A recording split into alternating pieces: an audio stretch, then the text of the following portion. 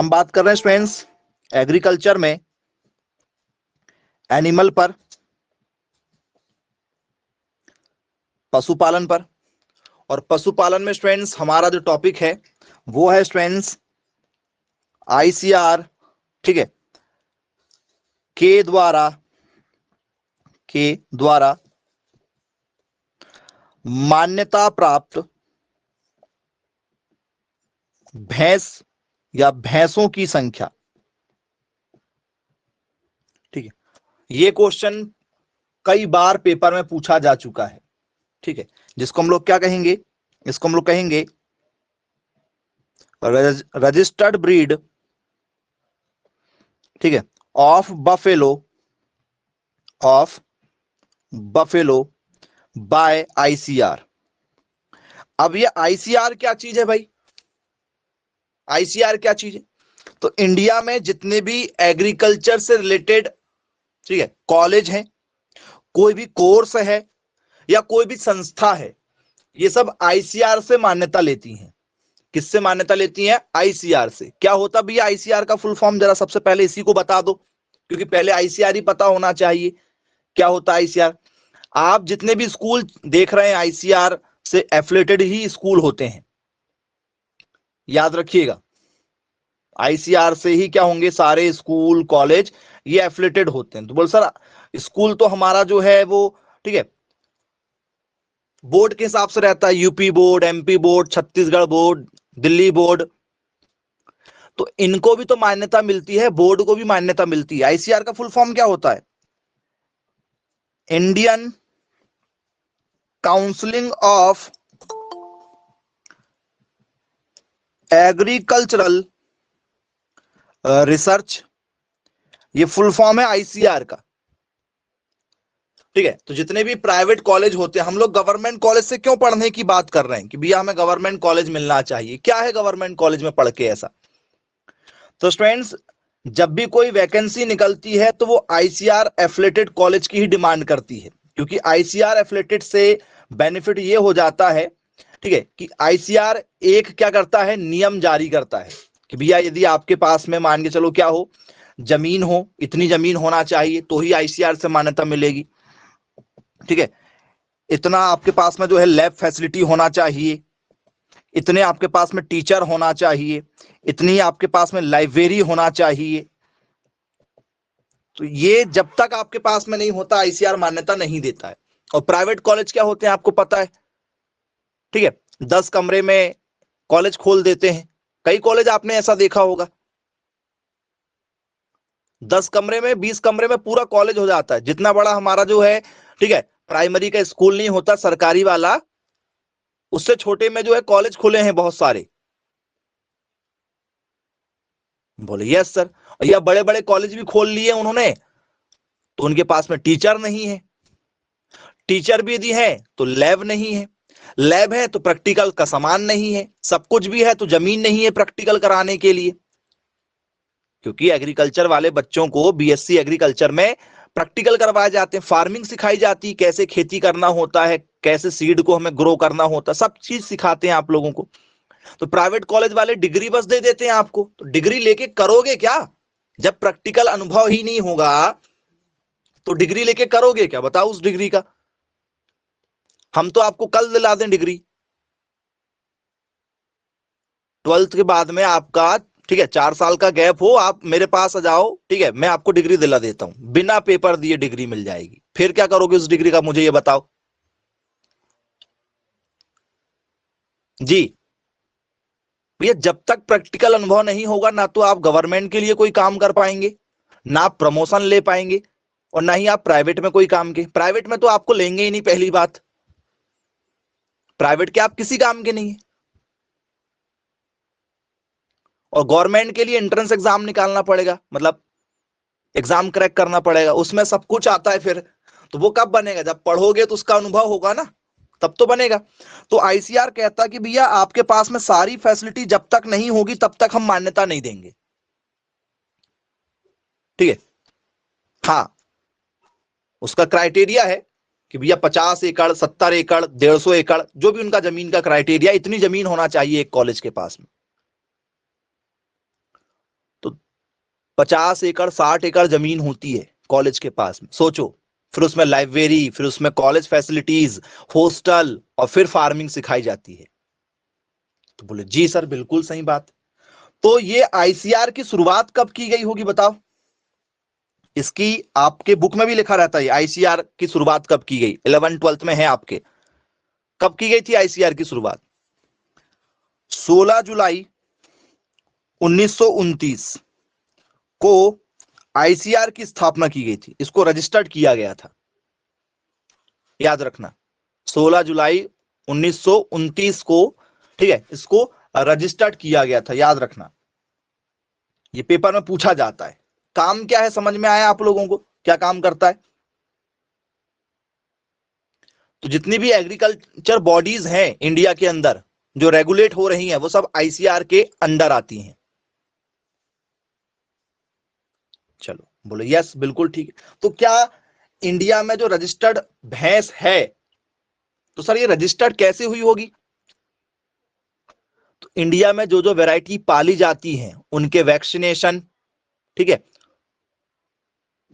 उनकी ब्रीड में, ठीक है, कौन कौन से एलिमेंट्स पाए जाते हैं, ठीक है, यदि वो बीमार हो जाए तो उनका ट्रीटमेंट कैसे किया जाएगा। भाई आप बताइए, यदि आप बीमार हुए हैं, ठीक है, तो जिस मेडिसिन को आपको दिया गया है, क्या आपके भाई बहन मम्मी पापा को भी वही इंजेक्शन देके ठीक कर सकते हैं क्या?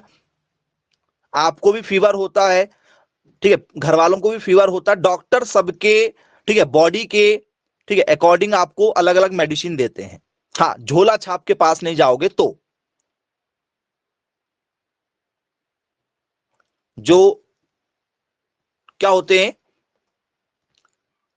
एमबीबीएस डॉक्टर होते हैं, वो आपको 100 रुपए की मेडिसिन लिख कर देंगे, लेकिन 2000 का क्या करवा लेते हैं, चेकअप करवा लेते हैं। और हमें सबसे ज्यादा प्रॉब्लम उसी चेकअप से है, हमें उसी चेकअप से सबसे ज्यादा प्रॉब्लम है, क्योंकि पैसे हमारे वहां खर्च होते हैं, हमें वो पैसे बहुत ज्यादा, ठीक है, प्रॉब्लम करते हैं कि भैया इतना खर्चा हो गया।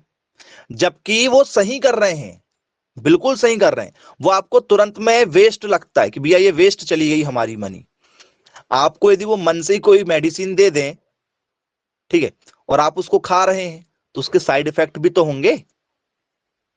तो फिर वो गैसिंग लगा के देते हैं कि ये हो सकता है, नहीं तो ये हो सकता है, नहीं तो ये हो सकता है। तो 3 4 डॉक्टर को देखना, वो आपको 10 प्रकार की गोली देते हैं। हुआ है फीवर, लेकिन 10 प्रकार की गोली दे देंगे। तो वो डॉक्टर मान के चलो आपको क्या कर रहा है, ठीक है, और बीमार कर रहा है, आज के लिए नहीं भविष्य के लिए। और आपको फीवर हुआ है, आप यदि नागपुर जाएंगे, नागपुर क्यों फेमस है और दिल्ली क्यों फेमस है, एम्स क्यों फेमस होते हैं? एम्स हो गया और पूरा अपना नागपुर हो गया, सबसे ज्यादा इलाज के लिए इसी को माना जाता है। क्यों? क्योंकि वो चेकअप करवा लेते हैं, और चेकअप करवाने के बाद में मेडिसिन लिख कर देते हैं, पहले कभी नहीं देते। नागपुर के जितने भी डॉक्टर हैं, आप जाओगे वो आपको, ठीक है, चेकअप करने के लिए दे देते हैं, भैया आपको ये समझ में आ रहा है, ये चेकअप करवाओ। और चेकअप करवाने के बाद में आपको 50 रुपए या 100 रुपए की मेडिसिन दे देते हैं कई बार, और चेकअप करवा लेंगे 5000 का। लेकिन वो फायदेमंद है, क्योंकि आप कुछ गलत नहीं खा रहे हैं, कुछ गलत नहीं खा रहे हैं। तो वैसे ही भैया यदि वो जानवर क्या रहेगा, रजिस्टर्ड रहेगा, तो उसकी सारी चीजें हमें पता होगी ना कि भैया इस जानवर का ब्लड ग्रुप क्या होने वाला है, ठीक है, इसमें कौन कौन सी बीमारियां होती हैं, क्योंकि हर जानवर में अलग अलग तरीके के सिम्टम्स पाए जाते हैं, उनका रंग रूप स्वभाव सबका अलग अलग होता है। तो जब भी हम विदेश से लेकर आए, या हम यहाँ पर नई वेराइटियां को क्या करें, ठीक है, क्रॉस करके निर्माण करें, हाइब्रिड वेराइटी को हम लोग निर्माण करते हैं कि नहीं करते हैं केंद्रों में, तो वो सब आईसीआर रजिस्टर्ड करके रखता है। तो हमारे यहाँ कौन कौन सी वैरायटी है जरा चर्चा कर लेते हैं। पहली वैरायटी का नाम है भदावरी। भदावरी, बोले यस सर बिल्कुल ठीक है। सबसे ज्यादा बसा इसी में पाया जाता है। ये फेमस क्यों है, भदावरी नाम की भैंस क्यों फेमस है? बोल सर ये भैंस में सबसे ज्यादा बसा पाया जाता 13%, सबसे ज्यादा गाढ़ा दूध इसी का है, सबसे ज्यादा गाढ़ा दूध इसी का है, भदावरी का। कहां पाई जाती है भदावरी बताओ, भदावरी कहां पाई जाती है? तो सर ये पाई जाती है उत्तर प्रदेश। कहां पाई जाती है, इसका जन्म कहां है? इसका जन्म है उत्तर प्रदेश में, याद रखना, यूपी में पाई जाती है सबसे ज्यादा। फिर उसके बाद में आप उसको अपने किसी भी शहर में ले जाकर पाल सकते हो। लेकिन उत्पत्ति कहां से हुई है, इसका जन्म कहां हुआ है, उत्तर प्रदेश में हुआ है। तो बोले चलिए ठीक, क्लियर। उत्तर प्रदेश के इटावा और आगरा, आगरा जिले में। आगरा पहचानते हो आप लोग, उत्तर प्रदेश में आगरा है। बोले यस, बिल्कुल ठीक है, क्लियर है। सेकंड नंबर में कौन सी वैरायटी आप लोगों की, ठीक है। तो स्टूडेंट्स इसके बाद में आपका नाम आता है जाफराबादी का। किसका, जाफराबादी का। अब ये जाफराबादी क्यों फेमस है बताओ, जाफराबादी। सर जाफराबादी पाई जाती है गुजरात में। कहां पाई जाती है, आपके गुजरात में पाई जाती है। फेमस क्यों है भाई बताओ, जाफराबादी फेमस क्यों है? सबसे ज्यादा वजनदार, सबसे ज्यादा वजनदार यही है। हैवी वेट होता है इसका, हैवी वेट, बहुत ज्यादा वजन होता है, ठीक है। 450 से लेकर 600 केजी के बीच में वजन होता है। सर्वाधिक वजन इसी का होता है, सर्वाधिक वजन। यदि आपको वजनदार पालना है, हष्ट पुष्ट, तो जाफराबादी पालो। यदि आपको चाहिए कि भैया दूध सबसे ज्यादा गाढ़ा होना चाहिए, दूध हमारा सबसे ज्यादा गाढ़ा होना चाहिए, तो किसको पालो, भदावरी को पालो। पेपर में पूछा गया है, what is the percentage fat, ठीक है, is there in Bhadawari buffalo milk. Bhadawari भैंस के दूध में कितना प्रतिशत बसा पाया जाता है, 13% तक बसा पाया जाता है। बोलिए यस सर, बिल्कुल ठीक, क्लियर है, बनेगा। अब भदावरी के बाद में आप लोगों से, ठीक है, पेपर में क्या पूछा जाएगा उस पर भी जरा चर्चा करेंगे, ठीक है।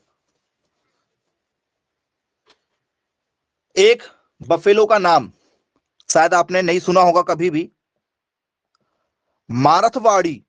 सुना क्या नाम आपने? बोल सर आज तक नहीं सुना ये नाम, किसी ने भी नहीं सुना होगा ये नाम। और यदि पेपर में भी आ गया तो आपसे ये क्वेश्चन हाथ से चला जाएगा, 100% ये क्वेश्चन छोड़ के आओगे आप, नहीं मालूम आपको जी। मैरथ या मारथ बाड़ी, मैरथवाड़ी या मारथवाड़ी, जो भी लिखना चाहें आप, मारथ या मैरथ जी। बताओ भैया इसका उत्पत्ति स्थान कहां पर है, मारथवाड़ी का, कहां पैदा हुई है? आज तक आपने इस भैंस के बारे में नहीं पढ़ा, ये रजिस्टर्ड बफेलो है जी। अब नहीं पहचानने का कारण यह है कि भैया ये नस्ल आपके इलाके में नहीं पाली जाती है, इंडिया में पाली जाती है लेकिन आपके इलाके में नहीं पाई जाती। बताओ कहां पाली जाती होगी और दिखती कैसी, जरा इसको दिखा भी देते हैं, देख लो भाई कैसी पाई जाती है, देखने में कैसी होती है, ठीक है जी। तो ये देखिए इसका रंग रूप जो है वो उतना खास नहीं है, देखकर आपको उतना पसंद नहीं आता होगा। देखो ये मारथवाड़ी है, ठीक है, क्या है, मारथवाड़ी है। बोले यस सर, बिल्कुल ठीक है। और देख लो सींग जो है वो आपकी बिल्कुल डेंजरी सींग नजर आएगी यदि इसकी आप और भी वैरायटी देखोगे, ठीक है। तो ये देखो सींग तो बिल्कुल तलवार जैसे, यदि पता नहीं धोखे से यदि किसी को लग गई ना तो बचने वाला नहीं है, 100%, ठीक है, रिजल्ट देगी ये। सींग बहुत डेंजर, देखो एक हाथ से भी ज्यादा लंबी सींग नजर आ रही इसकी देखने में। बोले यस बिल्कुल ठीक है। तो ये है कहां, मतलब इसका जन्म कहीं ना कहीं तो हुआ होगा इंडिया में। तो ये मारथवाड़ी नाम में लिखा हुआ है महाराष्ट्र, कहां की है, महाराष्ट्र की है। बोले यस सर बिल्कुल ठीक है।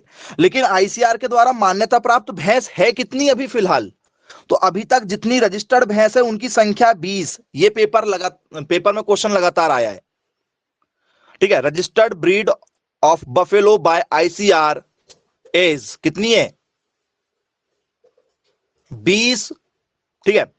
जो नस्ल है इनको आईसीआर ने मान्यता दिया है, मतलब इसका सारा रिकॉर्ड आईसीआर के पास में मिल जाएगा आपको। ये महाराष्ट्र में पाई जाती है।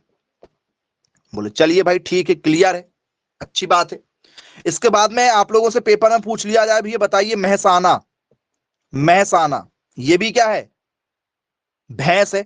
महसाना कहां पाई जाती है बच्चों बताओ,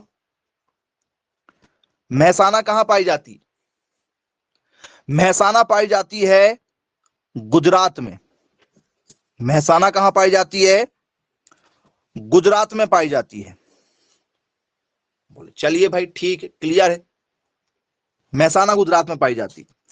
पांचवा है आपका कौन सा, मुर्रा। मुर्रा तो आपने कई बार सुना होगा नाम, मुर्रा। भैंस में सबसे ज्यादा बच्चे भले ही कुछ जाने ना जाने लेकिन मुर्रा कह देते हैं, बोले हमें मुर्रा भैंस लेना है। ठीक है, भैंस को जानो ना जानो लेकिन हर बच्चे को मुर्रा पता है, इतनी फेमस है ये मुर्रा, इतनी फेमस है कि हर बच्चा जानता है। बोले यस बिल्कुल ठीक है, क्लियर है। अब भैया मुर्रा जो है कहां पाई जाती है, मुर्रा पाई जाती है हरियाणा में। और ये फेमस इसी कारण से, क्यों, क्योंकि हरियाणा जो है ये गढ़ है, दूध का गढ़ है हरियाणा हमारा। चलिए, तो हरियाणा जो है ये फेमस है दूध के लिए, इसलिए मुर्रा भी फेमस है। तो क्या क्वालिटी है, सबसे ज्यादा दूध यदि आपको लेना है किसी भी जानवरों का, तो सबसे ज्यादा दूध लेने के लिए क्या करना पड़ेगा जी। बेटा पर्सनल मैसेज नहीं करना है, नहीं तो क्लास से रिमूव कर देंगे। मुर्रा भैंस कहां पाई जाती है, हरियाणा में। क्यों, खास बात क्या है मुर्रा में, जो खास है वो चीजें आपको बताते चल रहे हैं, जिसमें जो भी खासपन है वो पेपर में आ चुका है। मुर्रा के लिए पूछा जाता है सबसे ज्यादा दूध देने वाली नस्ल कौन सी है, आपसे पेपर में आ जाए कि भैया सर्वाधिक दूध देने वाली भैंस की नस्ल का नाम बताइए, आपको 5-6 ऑप्शन मिलेंगे, जो अभी आपको बता रहे हैं वही ऑप्शन मिलेंगे। क्या लगाओगे आंसर, मुर्रा सबसे ज्यादा दूध देती है, सबसे ज्यादा दूध या सबसे अधिक दूध देती। सर कितना दे देगी दूध बताओ, भैंस का सबसे ज्यादा दूध कितना निकल कर आ सकता है पर डे का, कितना दूध, 15-18 लीटर। बोलिए सर 15-18 हो सकता है क्या, बोलिए सर 15 लीटर तक दूध देती है ये, 15 लीटर तक दूध देती है। और भैंस का दूध है भाई 15 लीटर तक दूध दे रही भैंस, तो फिर बहुत ज्यादा महंगा बिकेगा। क्या इसके दूध में हम पानी मिला सकते हैं, क्या इसके दूध में पानी मिला सकते हैं, भैया हमें पैसा कमाना है तो पानी तो मिलाना ही पड़ेगा। दूध बेचने वाले ऐसे कोई भी नहीं जो पानी ना मिलाए, धंधा ही है दूध बेचने का, पानी। बोले यस बिल्कुल पानी मिलाएंगे। तो यदि आपने पकड़ लिया तो कैसे, किससे पकड़ोगे, दूध में पानी की मिलावट का पता, ठीक है, किससे लगाते हैं, किससे लगाते हैं, किससे लगाना भाई पता बताओ, by which instrument, instrument is, ठीक है, is use for water in milk. जी, किससे डिडक्ट किया जाता है बताओ, किससे पता लगाओगे कि भैया इस दूध में पानी है। तो स्टूडेंट्स दूध में पानी का पता लगाया जाता है लैक्टोमीटर से। किससे पता लगाते हैं, लैक्टोमीटर से। आप लोगों को भी स्कूल में कई बार जो लैक्टोमीटर का प्रैक्टिकल कराया गया होगा, 11th-12th में बेसिक प्रैक्टिकल रहता है आप लोगों का जी। ये आप लोगों की विजिट रहती है, साल में 2 विजिट रहती है, चाहे गवर्नमेंट स्कूल हो चाहे प्राइवेट स्कूल हो, साल में 2 बार आपको विजिट पर लेकर जाया जाता है। किसी डेयरी फार्म में लेकर जाएंगे, पोल्ट्री फार्म में लेकर जाएंगे, फील्ड पर खेतों में आपको लेकर जाया जाता है जी। तो लैक्टोमीटर से पता लगाते हैं, किससे, लैक्टोमीटर से। तो दूध में लैक्टोमीटर डाला जाता है और पता लगाया जाता है कि भैया दूध में, ठीक है, कितना बसा है या नहीं है। तो लैक्टोमीटर दिखता कैसे, आओ दिखा देते हैं आपको, लैक्टोमीटर देख लो आप, ठीक है।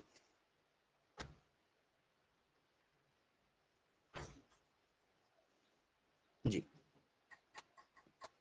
तो ये है स्टूडेंट्स आप लोगों का लैक्टोमीटर। ये यंत्र होता है, नीचे जो काला काला भाग आपको नजर आ रहा है वो है आपका मर्क्यूरी। क्या है, काला भाला भाग आपका मर्क्यूरी है। ये वाला प्रैक्टिकल आपने सबने किया होगा स्कूल में, और नहीं किया है तो भाई आप देख लो फिर, ठीक है, दिक्कत है। हालांकि बहुत सस्ता प्रैक्टिकल है, 50 रुपए 100 रुपए में लैक्टोमीटर आ जाता है मार्केट में। उसको दूध में डाल के देखोगे आपको रीडिंग मिल जाएगी। यदि रीडिंग आपको 25 के आसपास में मिल रही है, समझ जाओ दूध ठीक ठाक है। 25 से कम मिल रही है मतलब दूध में पानी की मात्रा ज्यादा होती है। तो लैक्टोमीटर से पता लगाते हैं कि भैया दूध में पानी है या नहीं है। बोले चलो भाई ठीक है, अच्छी बात है, बन जाएगा। क्लियर है कि नहीं बनेगा, बनेगा। चलो नेक्स्ट आगे चर्चा करते हैं। इसके बाद में आपसे पेपर में जाए भैया नागपुरी, नागपुरी भैंस कहां पाई जाएगी बताओ, नाम में लिखा है नागपुरी, ठीक है। 6वें नंबर की भैंस आप लोगों की है कौन सी, नागपुरी भैंस। कहां पाई जाएगी नागपुरी भैंस, सर नाम में लिखा है नागपुरी, मतलब ये नागपुर में पाई जाएगी, मतलब महाराष्ट्र में। तो क्या ये महाराष्ट्र की भैंस है, बोले हाँ ये हमारे महाराष्ट्र की भैंस है, बोले चलिए ठीक, क्लियर है। फिर आपसे पूछा जाएगा भैया बताइए नीली रावी, नीली रावी, ये नीली रावी क्यों फेमस है बताओ, नीली रावी नाम की भैंस क्यों फेमस है, कहां पाई जाती है नीली रावी, सर नीली रावी पाई जाती है हमारे पंजाब में। कहां पाई जाती है, पंजाब में, क्योंकि जो नीली रावी जो है, रावी, रावी एक नदी है, और रावी नदी कहां पर है, पंजाब में है। रावी नदी कहां पर है, पंजाब में है। बोले यस सर बिल्कुल ठीक, क्लियर है। बच्चों यदि दूध में पानी मिलाया गया है, यदि दूध में पानी मिलाया गया है तो दूध का रंग हो जाता है नीला, याद रखना। यदि दूध में पानी की मिलावट यदि होती है तो उसका रंग होता है नीले रंग का, क्योंकि पानी का रंग कैसा होता है, नीला। तो जब प्रैक्टिकल करेंगे तो उसमें आपको नीले नीले धब्बे नजर आते हैं, प्रैक्टिकल करते हैं जब साइंटिस्ट लोग, तो वो उसमें पानी की पहचान कर लेते हैं। तो बोले यस सर बिल्कुल ठीक है, ये भी बनेगा। तो नीली रावी कहां की है, पंजाब की है, इतना याद रखना। बोले चलो ठीक है भाई, क्लियर है। इसके बाद में नेक्स्ट हमारी 8वें नंबर की, ठीक है, ये नाम कहीं सुना है आप लोगों ने, पंदारपुरी, नाम सुना है, पंधारपुरी। वो सर आज तक कभी नहीं सुना, आज तक नहीं सुना सर इसका नाम हमने। ऐसे ही क्वेश्चन तो आते हैं और आपको लगता है कि भैया हाँ भैंस ही तो पूछा जाएगा, गाय ही तो पूछा जाएगा, पढ़ा तो है हमने जी। टॉपिक वही रहेंगे, लेवल आपका रहता है शानदार, याद रखना। खेल किसका है, पूरा लेवल का है। आओ दिखा देते हैं कैसी दिखाई देती है पंदारपुरी, आपकी कैसी दिखाई देती है जी। तो ये है फ्रेंड्स आपकी पंदारपुरी, सफेद कलर का, और पैर में देखेंगे आप सफेद सफेद धब्बे बने हुए। पैर कैसे हैं, पैर और माथा सफेद सा धब्बा बना रहेगा, और बाकी पूरी बॉडी काले रंग की। देखो ध्यान से देखो, पैर सफेद हैं और माथा जो है वो व्हाइट पैचेस हैं, स्पॉट बना है व्हाइट व्हाइट। बोले यस बिल्कुल है।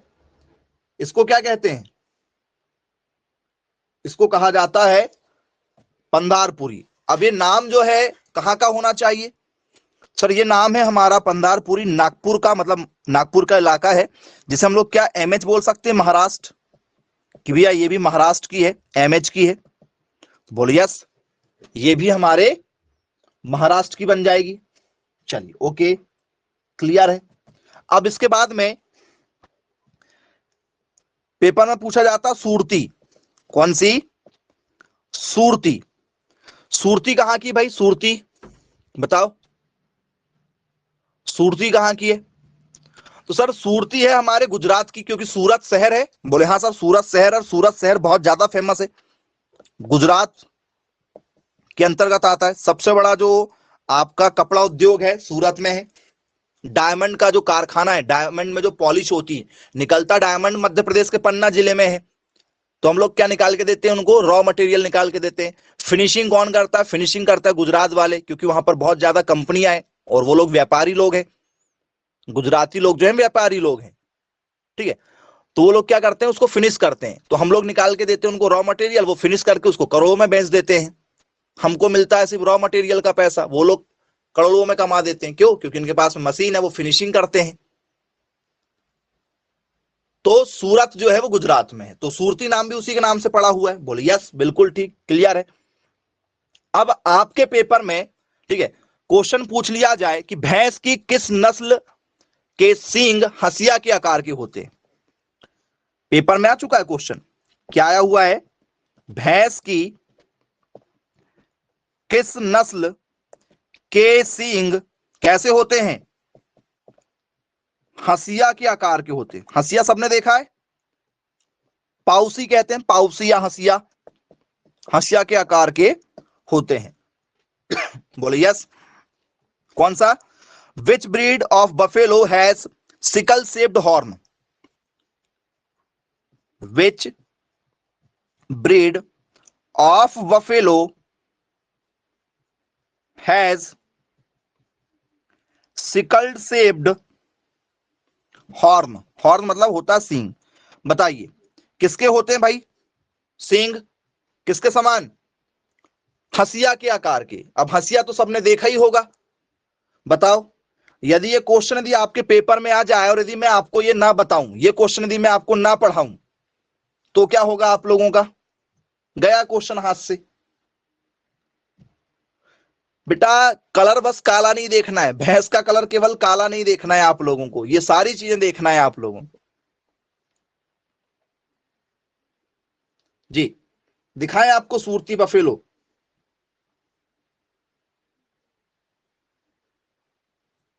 बोले यस, दिखा दीजिए सर। नहीं तो हम हमेशा देख ही नहीं पाएंगे कि भैया ये होते कि नहीं होते हंसिया के जैसे। ठीक है, चलो दिखा रहे हैं, पहचानना कि क्या वास्तव में हंसिया के जैसे हैं या नहीं है। ये आपकी जो भैंस का सींग है, जरा देखो, क्या हंसिया के जैसे है, पाउसी के जैसे है, जैसे महिलाएं जिससे जो है घर में सब्जियां काटती हैं, किसान चारा काट के लेकर आता है, घास काट के लेकर आता है। बोले यस, उसी शेप में है उसी शेप में। बोले यस, शेप तो वही नजर आ रहा है। हाँ या ना, देखकर बताओ, पक्का? बोले यस।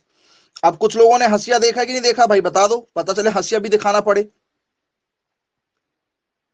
वो सर देखे हैं, ठीक है। हाँ हो सकता है कोई दूसरे गोले से आया हुआ हो जो इस ग्रह का ना हो। ये हंसिया है आपका, जरा देखो, क्या सींग ऐसी ही थी? बोले यार सींग ऐसी ही थी। तो ये सींग हंसिया के आकार की किसकी होती है? सूरती जो भैंस है इसी की सींग हंसिया के आकार की होती है। कई बार पेपर में आ चुका है, कई बार, एक बार नहीं बहुत बार पेपर में आ चुका है। बनेगा क्या कि नहीं बनेगा? बन जाएगा। चलिए अच्छी बात है, बनना चाहिए, किसी प्रकार की दिक्कत नहीं जाना चाहिए आप लोगों को। इसके बाद में नेक्स्ट पर यदि हम चर्चा करें आप लोगों से, सूरती के बाद नेक्स्ट हमारी जो भैंस है वो स्टूडेंट्स आपकी टोडा। वो सर ये भी भैंस है क्या? टोडा, पहली बात तो आपको भैंस का नाम टोडा पता ही नहीं था। टोडा नाम की भैंस होती भी है, आपको यही नहीं पता था, क्योंकि आपने गिनी चुनी 5 या 6 वैरायटी पढ़ा है। पेपर में क्वेश्चन आता है निम्न में से भैंस की नस्ल कौन सी है, या निम्न में से भैंस की नस्ल कौन सी नहीं है। तो नाम तो पता होना चाहिए वो 20 नस्ल के बारे में, उनके 20 नस्लों की जानकारी दी आपको होगी, तो ही तो पहचान पाओगे कि ये भैंस है या भैंस। चलो दिखा देते हैं भाई आप लोगों को कि एक्चुअल में जो टोडा बफेलो होती है ये दिखती कैसे है। बहुत शानदार नजर आती टोडा, ठीक है। मुझे इसकी सींग बहुत पसंद है, यदि आप देखोगे तो आप भी इसके सींग के दीवाने हो जाओगे। देखो, यदि किसी के साथ यदि लड़ाई हो जाए ना तो सामने वाले का, ठीक है, हाल खराब कर देगी, किसी भी जानवर का। शेर के साथ भी लड़ाई हो जाए तो शेर को भी सींग में फंसा सकती है। बोले यस, बिल्कुल सही बात है, ठीक है। तो ये डेंजर है? बोले हाँ सर डेंजर है। और जिनकी भी सींग इस तरीके से खतरनाक होती है, ठीक है। और देखो, यदि आप इसकी सींग यदि और देखना चाहते हैं तो मैं आपको और दिखाता हूं इसमें डेंजर डेंजर। ये देखो, ये भाई सींग का लेबल, ये देखो, टोडा, डेंजर लेबल है। सर कहां पाई जाती होगी? हमने तो इधर देखा नहीं है, हमने इधर नहीं देखा। कहां पाई जाती है टोडा? जो है ये पाई जाती है तमिलनाडु में। तमिलनाडु का एक छोटा सा शहर है जिसका नाम टोडा है, उसी के नाम पे रखा गया टोडा, तमिलनाडु, याद रखना। तो तमिलनाडु तरफ जंगल भी पाए जाते हैं, ठीक है, तो उन इलाकों में टोडा नस्ल पाई जाती। फेमस तो वही है तमिलनाडु इलाका, क्योंकि नॉर्मल हमने दूध का भी देख लिया, फेमस मुर्रा है, भजन भी देख लिया हमने, बसा भी देख लिया, तो बाकी जो है अपने रंग रूप के आकार के कारण जो है वो जानी जाती है। टोडा तमिलनाडु का है, बन जाएगा, अब दोबारा कभी दिक्कत तो नहीं आएगी टोडा में? बोल सर नहीं, टोडा में तो दिक्कत अब होना ही नहीं है। चलो आगे, यदि आपसे पेपर में पूछ लिया जाए कि भैया बताइए, ठीक है, बन्नी कहां की नस्ल है? बन्नी, बन्नी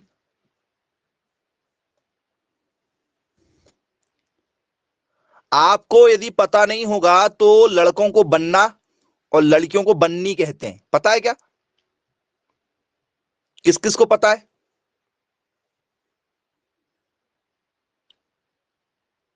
हाँ, हमारे जो फ्रेंड सर्कल में जो है, हमारे रिलेटिव जो हैं वो बन्ना बन्नी कहते हैं कुछ लोग, और ये हैं कहाँ के लोग बन्ना बन्नी कहते हैं ना? ये आपने कई बार सुना होगा, ठीक है, मोटा भाई, मोटा भाई कहते हैं ना भैया। कोई बच्चा यदि कोई मोटा है तो उसको मोटा भाई कहेंगे। आपका कोई भाई यदि मोटा है उसको मोटा भाई बोल के देखो, कितनी पिटाई होने वाली है आपकी। यदि कोई बच्चा काला है उसको काला भाई बोल के देखो, काला भाई कैसे हो? नहीं ना, ऐसा यूज थोड़ी करते हैं। हाँ दादा, कुछ लोग दादा का यूज करते हैं। जैसे महाराष्ट्र में यदि आप चले जाओ, महाराष्ट्र में यदि आप चले जाओ, ठीक है, तो महाराष्ट्र के जो लोग हैं, जो ज्यादा ही प्योर मराठी लोग हैं, वो दादा कहते हैं। यदि हम लोग महाराष्ट्र जाते हैं, हमारे जो रिलेटिव हैं उनसे यदि मिलते हैं, तो वहां के जो बच्चियां रहती हैं वो सब क्या कहती हैं? दादा कहती हैं। भले ही आप क्या हो, छोटे भाई हो या बड़े भाई हो, दादा ही कहती हैं।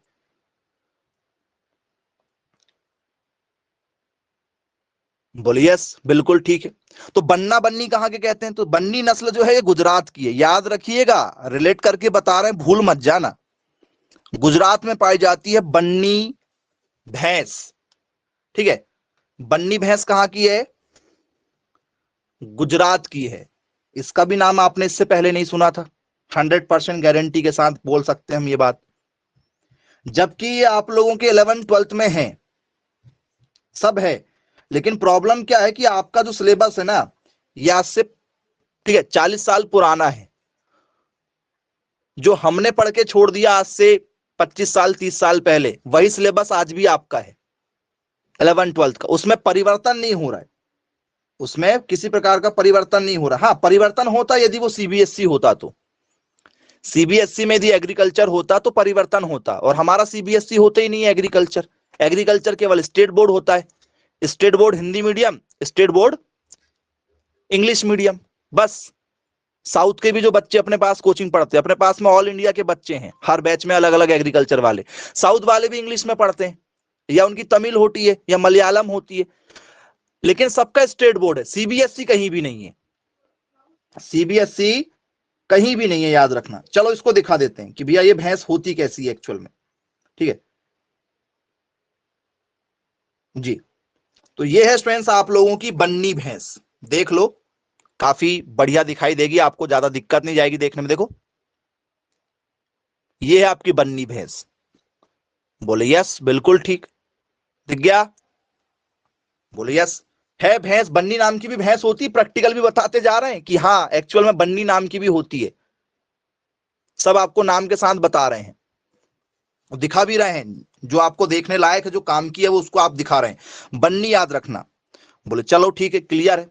अभी बताइए, किसी भी भैंस के लिए यदि आपका, ठीक है, क्वेश्चन बन जाए कि भैया बताइए साइंटिफिक नेम क्या होता है भैंसों का, किसी भी भैंस के लिए, चाहे बन्नी भैंस हो चाहे कोई भी भैंस हो, साइंटिफिक नेम पूछ लिया जाए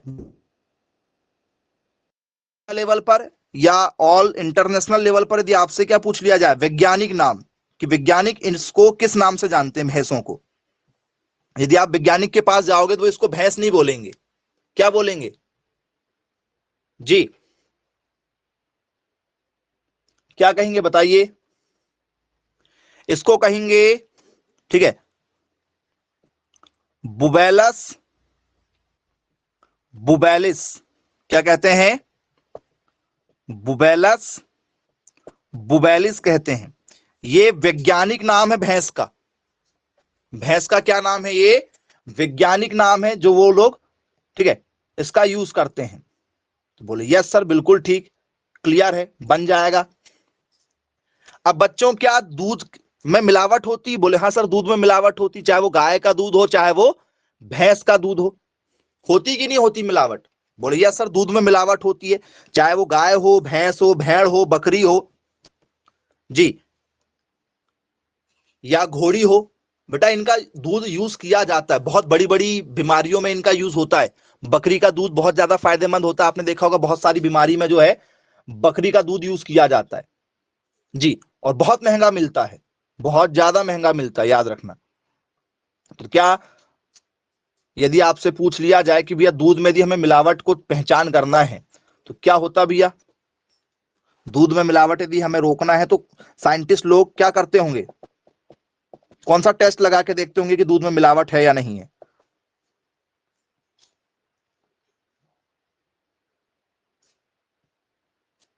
बताओ। दूध में मिलावट यदि हो रही है, साइंटिस्टों को पहचान करना है तो वो लोग करते क्या है? एनीवन? कौन सा टेस्ट लगाते हैं?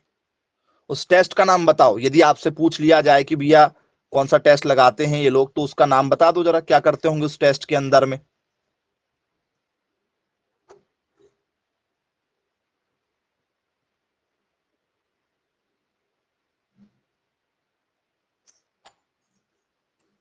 नहीं मालूम? किसी को भी नहीं मालूम है?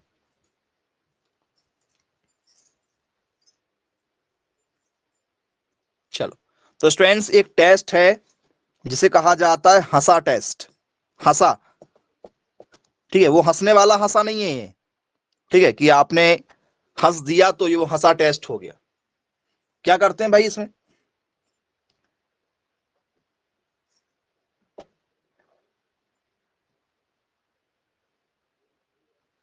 जी, इस हंसा टेस्ट में क्या किया जाता होगा?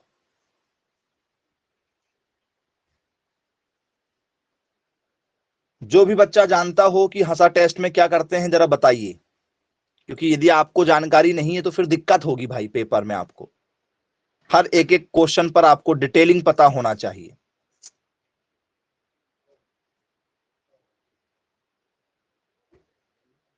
दूध को जमा कर देखते हैं, ओके वेरी गुड, बहुत बढ़िया। और कुछ खास यदि आपसे पेपर में यदि पूछ लिया जाए तो?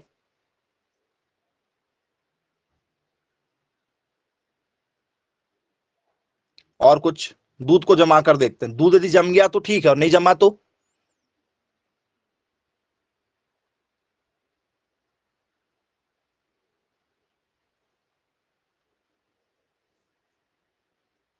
नहीं, दूध में मिलावट तो पता कैसे करेंगे? क्या उसमें चेक करेंगे भाई? दूध में यदि हमें मिलावट यदि देख लिया हमने तो पहचानेंगे कैसे कि भैया ये दूध में जो मिलावट हो रही है उसको कैसे निकालोगे आप?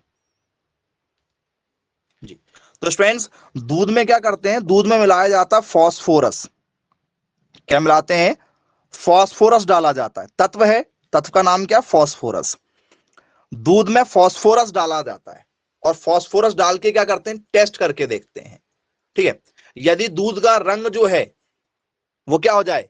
नीला हो जाए। अभी बताए थे ना, दूध में यदि मिलावट है पानी की या किसी भी चीज की तो नीला रंग हो जाता है। तो यदि मिलावट यदि होगी तो क्या हो जाएगा? वो रंग छोड़ देगा, ठीक है। तो ये दूध में मिलावट चेक की जाती है, ठीक है। तो पेपर में कई बार पूछा जाता है कि भैया बताइए दूध में क्या हुआ है? मिलावट हुआ है, जिसे हम लोग कहते हैं क्या? एडल्टरेशन के नाम से जानते हैं, मिलावट, एडल्टरेशन ऑफ, ठीक है, मिल्क। दूध में जो मिलावट हो रही है उसे फॉस्फोरस के द्वारा निकाला जाता है। बोले चलिए ठीक है भाई, क्लियर है, बन जाएगा। अब इसके बाद में आप लोगों से पेपर में पूछ लिया जाए कि भैया बताइए, ठीक है, चिलिका भैंस कहां पाई जाती? चिलिका, कौन सी भैंस? नाम है उसका चिलिका। ये भैंस कहां पाई जाती? बोल सर इसका नाम भी पहली बार सुन रहे हैं। इसका नाम भी हमने पहली बार सुना है, क्योंकि कुछ ऐसी वैरायटी है जिनका नाम आप लोग पहली बार ही सुनेंगे, लेकिन पेपर में आप जो है वो उसको दूसरी बार जरूर सुनेंगे जी। कहां पाई जाती भैया चिलिका? नाम नहीं सुना मतलब ज्यादा फेमस नहीं है, लेकिन पाई जाती कहां ये हमें पता होना चाहिए। उड़ीसा में, कहां पाई जाती है? उड़ीसा में। तो बोले यस बिल्कुल ठीक है, क्लियर है। कहां पाई जाती है? उड़ीसा में। तो बेटा ये सब अलग अलग इलाके में क्यों पाई जा रही है और आईसीआर जो है इसके लिए अप्रूव्ड क्यों करता है? तो हर जगह का क्लाइमेट अलग अलग है। जैसे मैं आपको अभी बोलूं कि भाई चलो उड़ीसा में रहते हैं, चलो ठीक है बैग पैक करो, उड़ीसा में रहते हैं, पिकनिक मना के आते हैं। तो यदि आप मेरे साथ उड़ीसा चलेंगे घूमने, तो आने के बाद में क्या सभी बच्चे बीमार पड़ेंगे? तय है 100% की सबके सब बीमार पड़ोगे? बोले हाँ बिल्कुल बीमार पड़ेंगे, सर्दी खांसी कॉमन है, सर्दी खांसी जुकाम कॉमन है। बोल सर क्यों, क्यों कॉमन है? बोल सर वहां का क्लाइमेट वैसा है।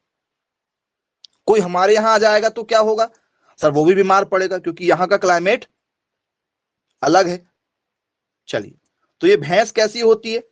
तो स्टूडेंट्स ये भूरे रंग की होती है। यदि इन भैंसों को देखोगे तो रंग कैसा, जरा देखो, भूरा सा रंग है। बोले यस सर। थोड़ी देर के लिए यदि हम इस भैंस को देख लें तो हम पहचान ही नहीं पाएंगे कि ये भैंस है या नहीं है। ठीक है, क्योंकि भैंस का मतलब काला ही समझते हैं हम लोग। बोले यस। चलिए, तो ये कहां पाई जाती है? ये पाई जाती है आपके उड़ीसा में, याद रखना उड़ीसा में पाई जाती है। इसके बाद में ये कौन सा नंबर था हमारा? 12 नंबर था। 13 नंबर काला हांडी। काला, ठीक है, हांडी। बोल सर नाम तो सुना है हमने, काला हांडी। काला हांडी या काला हांडी, नाम सुना है क्या ये नाम? बोले यस, जगह का भी नाम है काला हांडी। कहां पाई जाती काला हांडी? ये काला हांडी भैंस जो है ये कहां पाई जाती बताओ?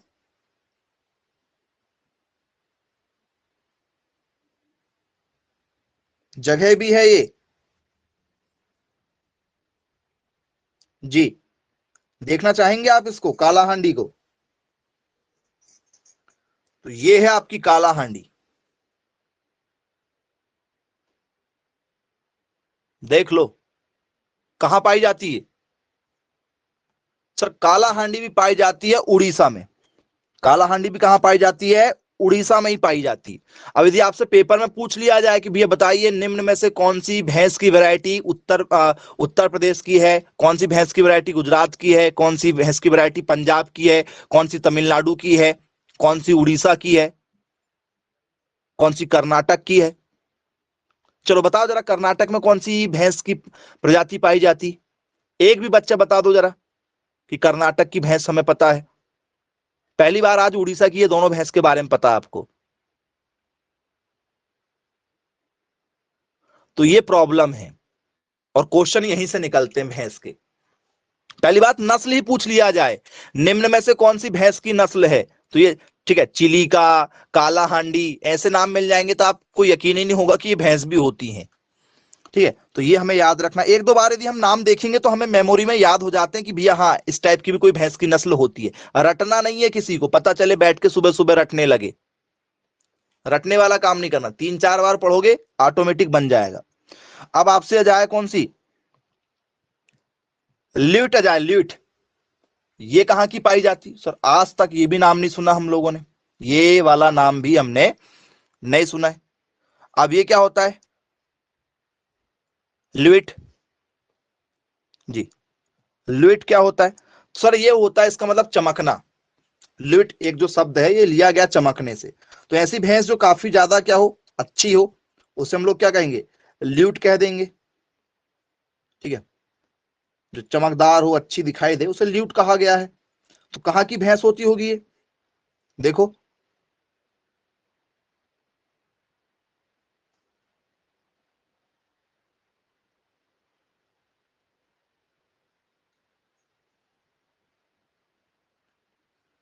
क्या आपको यदि ये भैंस दिखाया जाए तो क्या ये? बोले यस, अच्छी दिखाई दे रही, बढ़िया शरीर दिखाई दे रहा उसका। तो ये क्या है? ये लुइट वैरायटी कहां पाई जाती बताओ? इंडिया के किस कोने में पाई जाती? एक को भी नहीं पता होगा। ये जो लुइट वैरायटी है आप लोगों की, असम और मणिपुर में पाई जाती। कहां? असम व, ठीक है, कहां? मणिपुर में। छोटी की मात्रा लगा के लिखना चाहो तो वैसा लिख सकते हो, मणिपुर। तो क्या इंडिया के हर कोने कोने में भैंस है? तो यदि आप मान के चलो असम और मणिपुर जाएंगे और आपने कहा भैया भैंस का दूध पिला दो, यदि होगा तो कौन सी भैंस का? मुर्रा भैंस मिल जाएगी वहां आपको? बोले सर आसानी से मुर्रा भैंस नहीं मिलेगी, क्योंकि जो एरिया होता है उसी के हिसाब से खान पान रहन सहन होता है। हाँ या ना? बोले हाँ बिल्कुल ठीक है। चलिए, अब आप लोगों से पेपर में पूछ लिया जाए कि भैया बताइए, बरगुर जो है, बरगुर, ये भैंस कहां पाई जाती? तो बरगुर नाम की गाय भी है, याद रखिएगा, बरगुर नाम की गाय भी होती है और बरगुरी नाम की भैंस भी है। तो बरगुर नाम की गाय और भैंस जो नाम दिया गया है, ये तमिलनाडु वालों ने दिया है, तमिलनाडु, याद रखना। कहां पाई जाती है? तमिलनाडु में पाई जाती। भैंस की वैरायटी है ये भी। चलो, अब एक वैरायटी है छत्तीसगढ़ वालों की। छत्तीसगढ़ वाले जो हैं वो ज्यादा टेंशन नहीं लेते, ठीक है, उनको नाम रखने में दिक्कत जाती है, तो उन्होंने क्या किया, छत्तीसगढ़ी कर दिया उसको। जैसे पुराने समय के लोग होते थे ना, ठीक है, बच्चों के नाम राम श्याम, ठीक है, ऐसे रहते थे ना, वही सीक्वेंस में रामलाल, श्यामलाल, सोहनलाल, मोहनलाल, कृष्णलाल। तो लाल लगाना चालू किया तो जितने बच्चे पैदा होंगे सब लाल वाले होंगे। तो वैसे छत्तीसगढ़ की है, बोले अपन छत्तीसगढ़ी लगा दो, जिसमें ठीक है टेंशन ही ना जाए। तो ये क्वेश्चन कभी नहीं पूछा जाएगा। क्यों? क्योंकि नाम में ही छुपा है आंसर, पेपर वाला देगा भी तो सबसे बनेगा। तो ऐसे क्वेश्चन नहीं आते हैं ना कि छत्तीसगढ़ी भैंस कहाँ की है, छत्तीसगढ़ की है, इसमें क्या लॉजिक, कोई लॉजिक ही नहीं बनेगा क्वेश्चन का, ठीक है। 17 नंबर में गोजरी, क्या? गोजरी, गोजरी कहां की है? गोजरी है पंजाब और हिमाचल प्रदेश की। गोजरी कहां की है? हिमाचल प्रदेश और पंजाब में भी पाई जाती है। ये उत्पत्ति स्थान बता रहे हैं। हालांकि यदि आपको पालना है तो आप लाके गोजरी भी भैंस पाल सकते हो, ठीक है, बरगुर भी पाल सकते हो, लेकिन ठीक है, ये पैदा कहां हुई है, इनकी ज्यादा मात्रा कहां पर है, तो इनकी ज्यादा मात्रा हिमाचल प्रदेश में और पंजाब में। इसे कहा जाता है उत्पत्ति स्थान, हिमाचल प्रदेश और पंजाब में इनकी उत्पत्ति हुई है। बोले चलिए भाई ठीक है, बन जाएगा क्लियर, ठीक है। अब बच्चों इसके बाद में आप लोगों से मैं क्वेश्चन पूछ लूं कि भैया इतनी बड़ी बड़ी भैंस आप देख रहे हैं और उनकी तलवार जैसी सींग देख रहे हो, आप लोग देख रहे हो तलवार जैसी सींग? बोले हाँ सर बिल्कुल देख रहे हैं। तो क्या हम ऐसा कुछ कर सकते हैं कि इनकी सींग ना उगे? क्योंकि हमें इनको खाना भी तो खिलाना पड़ता है दिन में 2 बार, दिन में 2 बार और दिन में 3 बार पानी भी दिखाना, यदि आप बांध कर रख रहे हो तो। और यदि खुला छोड़ दिया, एक जानवर दूसरे जानवर से यदि लड़ लिया, ठीक है, तो मांस निकाल लेगा, और यदि सींग टूट गई तो वो अलग दिक्कत। सींग भी तोड़ लेते हैं जानवर, एक दूसरे से लड़के सींग टूट जाती है, वो टेंशन अलग, डॉक्टर का खर्चा अलग। और एक जानवर ने दूसरे जानवर से लड़ लिया तो आप देख रहे हो उसकी सींग तलवार के जैसे है, एक जानवर को मार दिया तो आर पार निकल जाएगी दूसरे जानवर के। और यदि आपको मार दिया तो, जानवर यदि हीट में है, गुस्सेल होता है, हीट में रहता है, तो जब हर 21 दिन में हीट पीरियड आता है, अब आपको थोड़ी पता कि ये जानवर का हीट पीरियड कल आ रहा है कि परसों आ रहा है। आप तो सीधे रहेंगे, जाके उसको खाना डालेंगे, और जानवर यदि क्या है हीट पीरियड में तो अग्रेसिव रहता है, एक बार यदि सींग हिला दिया तो आप हिल जाओगे। तो क्या करते हैं सर, सींग रोधन करते हैं। क्या करते हैं?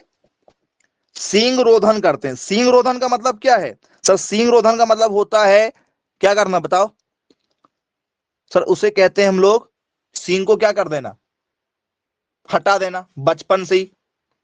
सींग को क्या कर देना, बचपन से ही हटा देना। तो उसे हम लोग क्या लिख सकते हैं?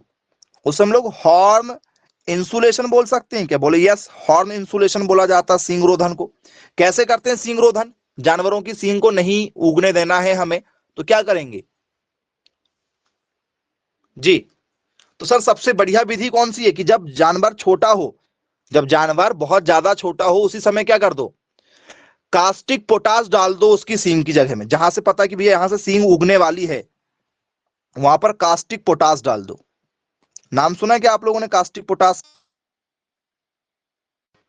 कास्टिक पोटास फॉर्मूला होता है KOH। फॉर्मूला क्या होता है? KOH। क्या ये फॉर्मूला सही लिखाया गया है या गलत लिखवाया गया, जरा बताओ। कास्टिक पोटास जो है, एक लोहे की रॉड ले लेंगे, एक छोटा सा लोहे का क्या ले लेंगे, ऐसी छोटी सी लोहे की घर में रॉड रहती है किसानों के पास में, उस लोहे की रॉड को गर्म करेंगे और उसमें क्या डाल देंगे, थोड़ा सा कास्टिक पोटास डाल देंगे। तो जैसे आप कास्टिक पोटास डालोगे, ठीक है, तो क्या हो जाएगा, जानवर की जहां से सींग निकलने वाली, जैसे मान चलो हमें पता भी है जानवर की सींग, तो आपने देखा होगा सींग निकलने से पहले वो जगह उठी हुई रहती है, हमें पता रहता है कि सींग यहीं से निकलने वाली, सबको कॉमन पता होता है जानवर को देखकर। तो जैसे ये सींग जो है, इसको रॉड को गर्म करेंगे और इसमें कास्टिक पोटास डालेंगे और जैसे आप यहां रखोगे तो इतनी जगह क्या हो जाएगी, जल जाएगी। तो जल जाएगी तो वहां पर सींग कभी भी नहीं उगने वाली है। तो जो तलवार जैसे सींग है ये हमेशा के लिए समाप्त। तो जानवर का डर समाप्त हो जाता है। मतलब हम जो जानवरों से डरते हैं वो क्या है, सींग के कारण ही तो डरते हैं। बाकी जानवर यदि आपको नॉर्मल मारेगा तो आप संभल जाओगे, और जानवर के पीछे नहीं जाते, जानवर लात भी मार देता है, ठीक है, तो हम उसको संभल के रहते हैं। लेकिन सींग से संभल के नहीं रह पाते ना, क्यों नहीं रह पाते, क्योंकि जानवर को जब खाना देने जाना है या पानी पिलाने जाना है तो हमें डर लगता है, और जब सींग नहीं रहेगी तो एक जानवर दूसरे जानवर से लड़ेगा क्या, बताओ। वो सर लड़ेगा भी तो भी कोई लॉस नहीं है, क्योंकि सिर से सिर टकराएगा, तो बेचारी जब आपस में सिर से सिर टकराएंगी तो आप ही शांत हो जाएंगी। भैया आपका सिर किसी दूसरे के सिर में मार के देखो, 2 मिनट में आप शांत हो जाओगे दोनों। और हाथ से लड़ोगे तो काफी देर तक लड़ते रहोगे, क्योंकि आप हाथ जो है जानवरों की सींग रहती, सींग से वो मारती रहती। बोलो यस। तो इसका नाम क्या भैया, कास्टिक पोटास का एक और नाम मिलता है पेपर में। के मतलब होता है पोटेशियम, के का मतलब क्या होता है, पोटेशियम, और OH का मतलब होता है हाइड्रोक्साइड। तो पोटेशियम क्या कहते हैं इसको, हाइड्रोक्साइड भी कहते हैं। याद रखना, कई बार कास्टिक पोटास नाम नहीं मिलेगा तो पोटेशियम हाइड्रोक्साइड मिलेगा। बोलो यस। बन जाएगा भाई, यहां से भी यदि क्वेश्चन दिया आपको आता है तो। चलिए आगे इसमें चर्चा करेंगे। सींग रोधन याद रखना है ना।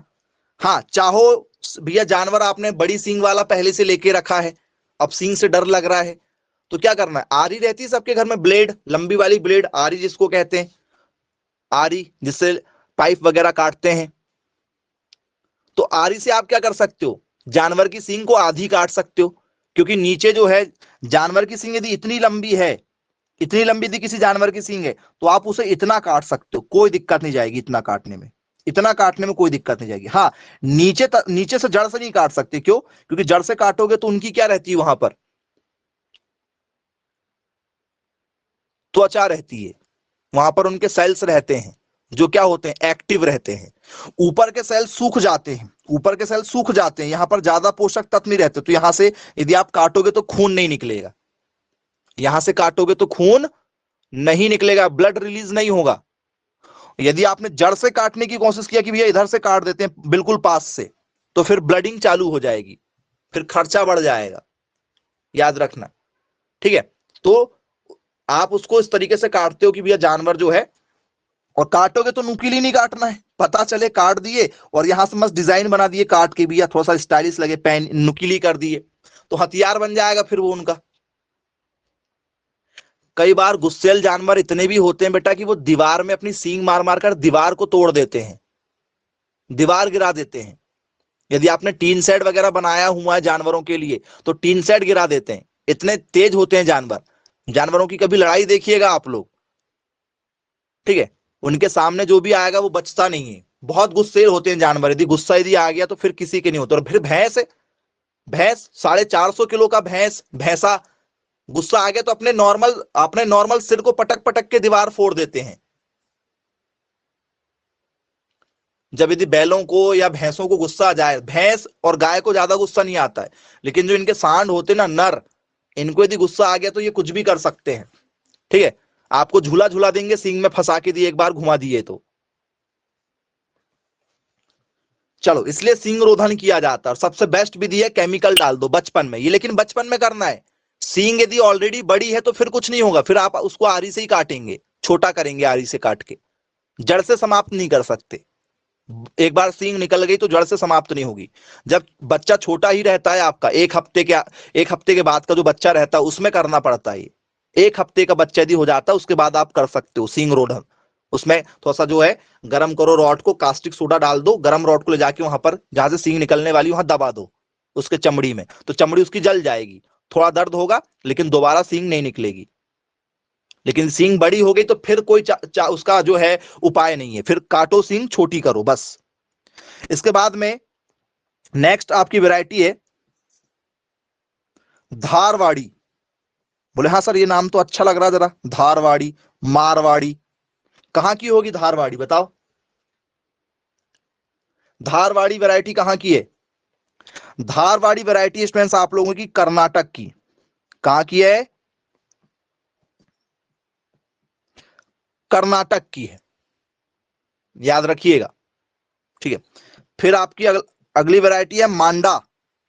कौन सी? मांडा। कहां की है मांडा? मांडा है आप लोगों की उड़ीसा की। मांडा कहां की है? उड़ीसा की है। और 20 आप लोगों की है, ठीक है, कौन सी? जी, पढ़ो क्या लिखा है, नाम पढ़ो। पूर्ण थाड़ी। सर अजीब सा नाम लग रहा है इसका, तो पढ़ते भी नहीं बन रहा नाम। पढ़ो भाई क्या लिखा है। नाम लिखा है पूर्णा थड़ी। पूर्णा थड़ी पढ़ते हैं इसको। कहां की है? महाराष्ट्र की है। कहां की है? महाराष्ट्र की है। ये है 20 वैरायटी जिनको आईसीआर ने मान्यता दिया है। और पेपर में क्वेश्चन बनते हैं, निम्न में से कौन सी वैरायटी गुजरात की नहीं है? निम्न में से कौन सी वैरायटी गुजरात की नहीं है? ठीक है, आपको ऑप्शन दे रहे हैं, पहचान करके बताना। ऐसे क्वेश्चन बनते हैं, या कौन सी है पूछा जाता है। विच, ठीक है, वैरायटीज या विच वैरायटी इज आ, ठीक है, which variety is not belongs to, not belongs to Gujarat. निम्न में से,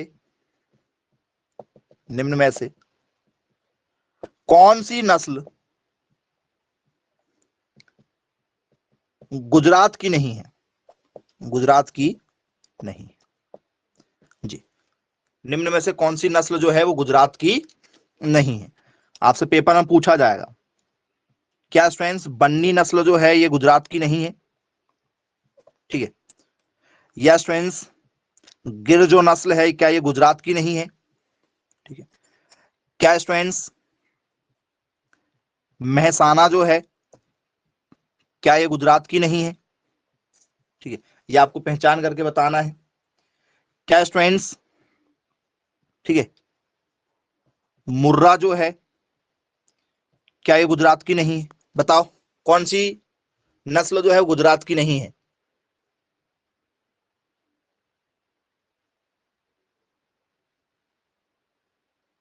चलिए, अब एक बच्चा कह रहा है कि सर ऑप्शन नंबर बी लगा देते हैं, क्योंकि बन्नी जो है, बन्नी गुजरात की है। बन्नी कहां की? गुजरात की है। महसाना कहां की? गुजरात की है। महसाना कहां की है? गुजरात की है। और जो मुर्रा है, मुर्रा हरियाणा की है। मुर्रा कहां की है? सर मुर्रा तो हरियाणा की है, अभी पढ़ाए थे। सर गिर तो आपने पढ़ा ही नहीं, गिर तो आपने पढ़ाया ही नहीं है, 20 में नाम ही नहीं है गिर का। गिर का 20 में नाम ही नहीं है।